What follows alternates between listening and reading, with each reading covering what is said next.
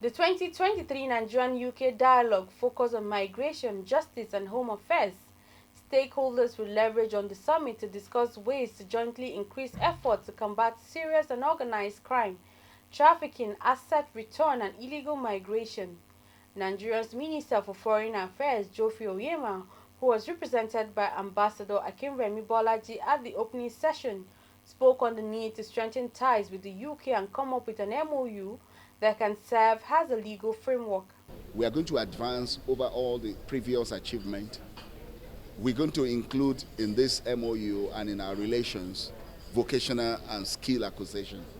We're going to be very serious on the issue of a British hospital in Nigeria.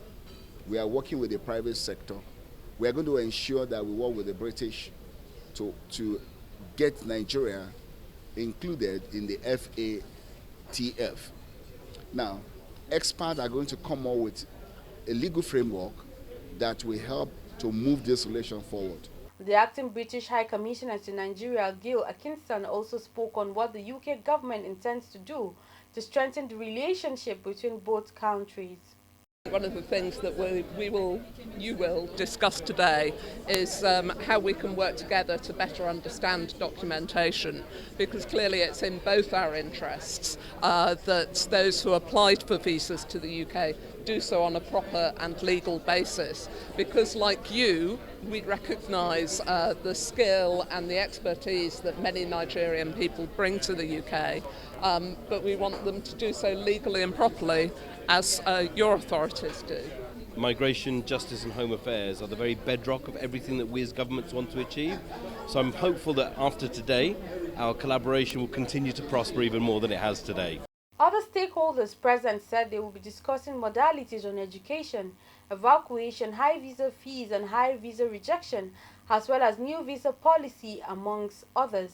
One of the reasons, of course, we know, I'm not saying it's the only reason, that there is this drive for illegal migration is because a significant amount of our capital is in Britain and other European countries. And it's important to jointly have a conversation about stemming and reversing this negative flow of capital, which we require to develop. And if we succeed, it will negate the drive of many young people to want to seek greener pastures abroad. I would like to call on participants at this meeting to discuss the cost of visa fees and the high rate of visa application rejection by UK. On our side, I want to inform that the revised Nigerian visa policy MPB 2020 is robust enough to make Nigeria an attractive investment destination for UK citizens and other nationals. At the end of this meeting, we plan to have more strengthened collaboration and relationship with the United Kingdom.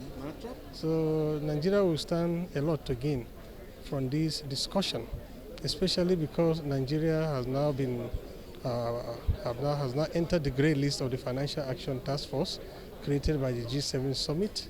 And if Nigeria is not able to correct the 15 remaining infractions, Nigeria is likely to fall into the blacklist, which normally comes with a lot of consequences. Like I said during my presentation, that Nigeria is one of the top 10 countries of that you have migrants living in the country, and the UK is the top 10 receiving countries. So hence the need for us to strengthen the collaboration so that we can be able to have a safe, orderly migration, and it can be of mutual benefits to both countries. At the end of the summit, a new memorandum of understanding will be signed by both countries, where they will agree on labor relations, visa issues, data sharing and financial action task force.